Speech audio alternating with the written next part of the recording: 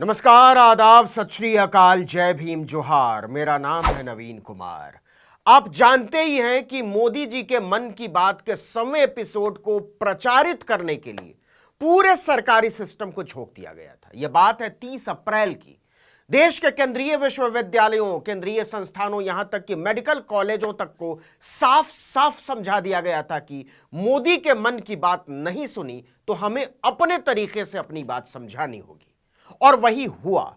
और जो हुआ है उसका मतलब यह है कि अगर आपने पीएम के मन की बात नहीं सुनी तो आपको कैद किया जा सकता है, नजरबंद किया जा सकता है, आपको बाहर निकलने, किसी से मिलने जुलने से रोका जा सकता है।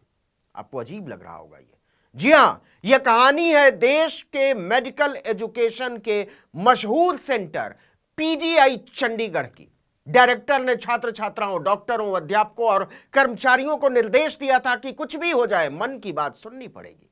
और ऐसा भी नहीं है कि आप मोबाइल में सुन लीजिए, हॉस्टल में सुन लीजिए, घूमते फिरते सुन लीजिए। बाकायदा लेक्चर हॉल में सावधान की मुद्रा में हाथ जोड़कर सुनना होगा ताकि सबूत रहे कि मोदी कितने मशहूर हैं। लेकिन जो खबर आ रही है वो ये कि मन की बात सुनाने वाले मशहूर कितने हैं पता नहीं, लेकिन मगरूर बहुत हैं। क्या आप कल्पना भी कर सकते हैं कि अगर मोदी के मन की बात नहीं सुनेंगे तो इस देश में लड़कियों को उनके कमरों में कैद किया जा सकता है, उन्हें पढ़ने लिखने नहीं दिया जाएगा, क्लास अटेंड नहीं करने दिया जाएगा, खेलने कूदने, दोस्तों से मिलने या बाहर निकलने नहीं दिया जाएगा। हमें भी नहीं लगता था, लेकिन एक चिट्ठी दिखाते हैं आपको।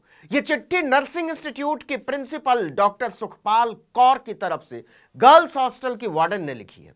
इस चिट्ठी में बाकायदा उन 36 छात्राओं के नाम हैं जिन्हें मोदी के मन की बात के 100वें एपिसोड को लेक्चर हॉल में बैठकर सुनने का निर्देश दिया गया था। इसमें ऊपर लिखा है, पीजीआई चंडीगढ़ ने साफ निर्देश दिया था कि फर्स्ट ईयर और थर्ड ईयर की छात्राओं और उनके हॉस्टल कोऑर्डिनेटर के लिए सुबह 10:30 बजे प्रधानमंत्री के मन की बात सुनना अनिवार्य है, जरूरी है। रात को और सुबह राउंड के दौरान मैंने यानी वार्डन ने बार बार कहा था कि लेक्चर हॉल नंबर LT1 में जाना है और वहीं बैठकर मन की बात सुनना है। हमने चेतावनी भी दी थी कि अगर आप मन की बात नहीं सुनेंगे तो आपकी आउटिंग बंद कर दी जाएगी। इसके बावजूद फर्स्ट ईयर की 8 और थर्ड ईयर की 28 छात्राओं ने प्रधानमंत्री मोदी के मन की बात न सुनने की गुस्ताखी की है। अब आपके खिलाफ कार्रवाई करने के लिए हम मजबूर हैं। नीचे सभी छात्राओं के नाम अल्फाबेटिकल ऑर्डर में लिखे, देख लीजिए। पहले रो में थर्ड ईयर की 28 छात्राओं के नाम और दूसरे रो में फर्स्ट ईयर की 8 छात्राओं के नाम, मतलब कुल 36 छात्राएं। और नीचे एक लाइन में सजा भी लिखी गई है, स्टॉप आउटिंग फॉर 1 वीक, मतलब 1 हफ्ते के लिए हॉस्टल से बाहर निकलना बंद। इस पर 3 लोगों के हस्ताक्षर हैं और तीनों हस्ताक्षर के नीचे तारीख पड़ी है 3 मई 2023। इन छात्राओं ने कभी नहीं सोचा होगा कि मोदी जी के मन की बात न सुनना इतना भारी पड़ जाएगा। उनका तो हॉस्टल से निकलना ही बंद करवा दिया गया है। मतलब साफ है, मोदी के मन की बात नहीं सुनोगे तो सजा भुगतने के लिए तैयार रहो। आपको याद होगा, पीएम मोदी के मन की बात के 100वें एपिसोड के लिए टीवी चैनलों और अखबारों ने अपने आप को उनके कदमों में पांव पोष की तरह बिछा डाला था। लेकिन आप इसे न सुनने पर छात्रों को हॉस्टल में बंधक कैसे बना सकते हैं, लड़कियों को कैद कैसे कर सकते हैं, उन्हें बाहर निकलने से कैसे रोक सकते हैं, उन्हें क्लास करने या लैब जाने से कैसे रोक सकते हैं, वो भी पूरे 7 दिन तक, 1 हफ्ते। सवाल है कि एक दिन भी आप कैसे रोक सकते हैं? आप ही बताइए। यह तानाशाही नहीं तो और क्या है? जब मामले ने तूल पकड़ा तो डॉक्टर सुखपाल कौर, जो कि प्रिंसिपल हैं, उन्होंने सफाई पेश की। और सफाई क्या थी? एक बकवास किस्म की दलील की यह कार्रवाई अनुशासन बनाए रखने के लिए की गई है। उन्होंने कहा कि यह फैसला सिर्फ इसलिए नहीं लिया गया है क्योंकि स्टूडेंट्स किसी एक कार्यक्रम में शामिल नहीं हुए, बल्कि इसलिए भी लिया गया है क्योंकि स्टूडेंट्स के लिए कई गेस्ट लेक्चर अटेंड करना जरूरी है। मतलब मोदी जी कोई बहुत बड़े डॉक्टर हैं जिनका लेक्चर सुनना नर्सिंग के छात्राओं के लिए जरूरी था, और इतना जरूरी था कि न सुनने पर उन्हें हॉस्टल में कैद करने की सजा सुना दे। बावजूद इसके डॉक्टर कौर शर्मिंदा होने की बजाय, माफी मांगने की बजाय पूरी ढिठाई से इसका बचाव करती हैं। उन्होंने कहा कि संस्थान में हर कोई पूरी ईमानदारी के साथ एक टीम के रूप में काम करता है। यह दुर्भाग्यपूर्ण है कि इस कार्रवाई को गलत समझा जा रहा है। यह सफाई किसी के भी गले के नीचे नहीं उतर रही है जो पीजीआई चंडीगढ़ कि प्रशासन की तरफ से आई है।